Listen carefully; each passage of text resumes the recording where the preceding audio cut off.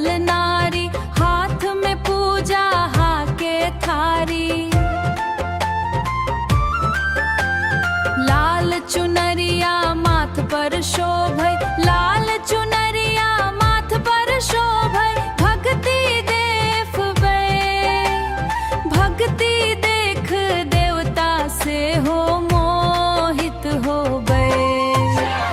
बट सावित्री माय अहाक महिमा अपार, सुहागिन सब करै छथिया, मांगी छथि वरदान।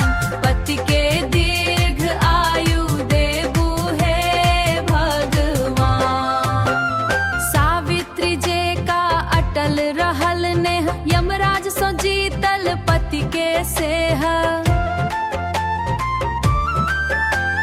नारी शक्ति के बनल पहचान,